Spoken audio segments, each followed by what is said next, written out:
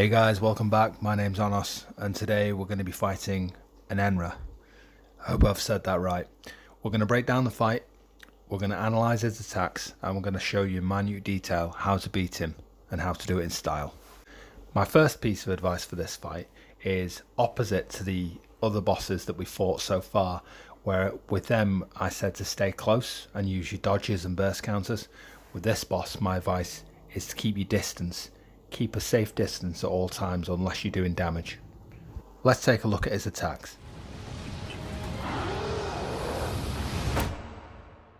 So when you first start the fight, he's likely to do this animation. He drops a load of bombs around him, pretty close proximity, and then they blow up.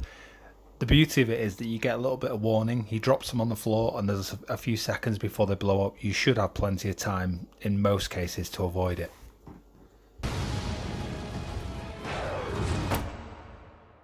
Okay, so his melee attacks are a little difficult to cover. So sometimes he does 2 punches, sometimes he does 4 punches, sometimes he does 2 punches and 2 kicks. It's difficult. You will get used to it, but my general advice would be to wait for him to mess up. Don't just go in like I did in the clip here. You just go in guns blazing and he'll take you down. You need to wait for him to make a mistake. So ideally, what you're looking for is what's about to come up right now. See the double fist slam? He's very vulnerable after he's done that, and you can get in and do some damage as long as you've kept your distance at the right level throughout his punching sequence.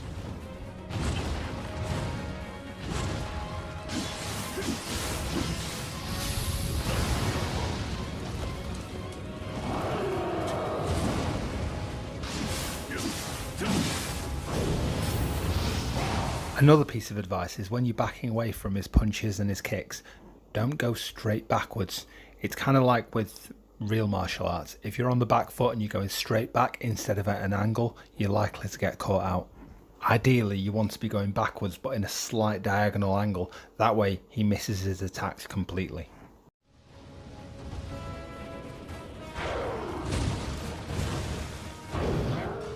If you guide him to the pillars around the room, you can get him to knock them down. Now if he does, there's water barrels up above that drop on his head and they do significant damage to him. You can basically lead him around by the nose and let him damage himself for half the fight if you're careful.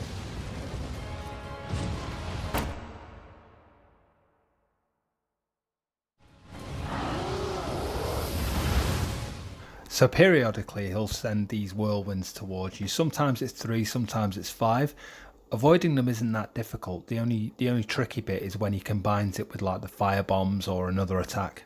Just make sure to circle out of the radius of the whirlwinds and be ready for either a teleport or the fire bombs. I'll show you the teleport now.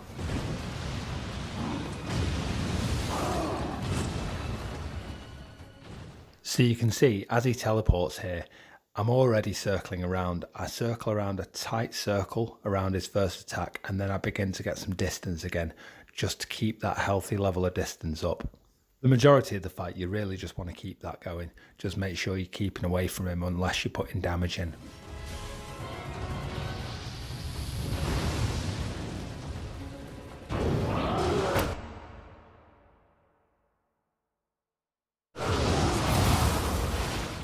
If you're fighting this boss, then you know how burst counters work already.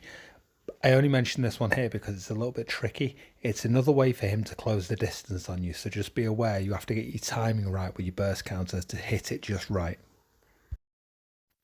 Right peeps, that's the majority of the mechanics. I'm going to leave the full fight footage at the end of the video for you to have a look at. You'll see how close it was at the end. I was literally on the tiniest bit of health, mainly because I made a few mistakes. He forced me to learn patience, which is not a skill of mine, but you'll see if you watch the whole fight. Hope you enjoyed the video, hope you found it useful. If you did, leave me a like, leave me a comment, maybe even subscribe if you're feeling generous. And I hope I'll see you for the next one. Thanks again. Cheers now. Bye bye.